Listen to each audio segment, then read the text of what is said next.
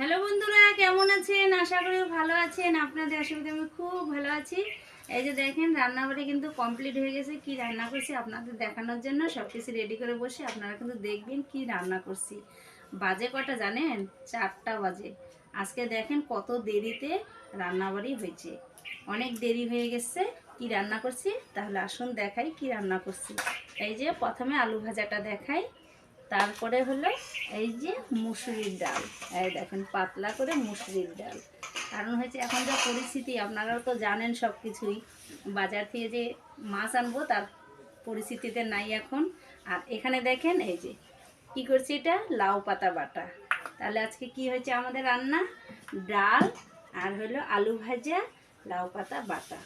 কারণ হচ্ছে কবে যে বাজারে যাব আর বাজার থেকে যে কবে নিয়ে আসবো সেটা বলতে পারতেছি না।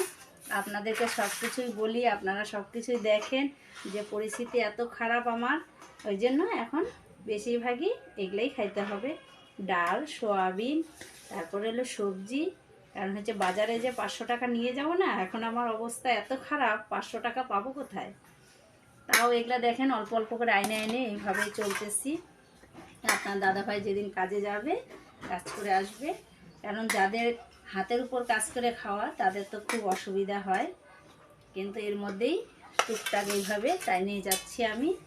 কারণ এখন আপনার দাদাভাইয়ের কাছে টাকাও নেই, আর আপনার দাদাভাই বেরও হইতে পারতেছে না। ওই জন্য ভাগ্যিস আমি কাজ করি, না হলে কীভাবে টানতাম। কারণ হচ্ছে একদম না খেয়ে থাকা থেকে শুধু ভাত কটা তো খাওয়াইতে পারতেছি।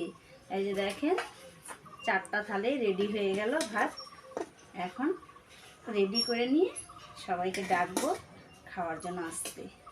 কারণ হচ্ছে এত দেরি হয়ে গেছে, ছোট দিনের বেলা না, সাইডে উঠতে পারি না, তাড়াহুড়া তাড়াহুড়া করতে করতেই ব্যাস, তাও টাইম অনেক হয়ে যায়। একদিন বাটাটা আগে দিয়ে দিব নাকি না, আলু ভাজাটা আগে দিয়ে দিই, কারণ হাত দিয়ে দিই। দেখছেন মচমচা করে আলু ভাজছি, আর মুসুরির ডাল, লাউ পাতা বাটা। আজকে এগুলা দিয়েই খাই, আপনাদেরকে এগুলাই দেখালাম। আপনারা কিন্তু এগুলাই দেখবেন। আমার ভিডিওটা ভালো লাগলে লাইক, শেয়ার, কমেন্ট অবশ্যই করবেন। ফলো করতে ভুলবেন না, ফলোটা একটু বেশি বেশি করবেন।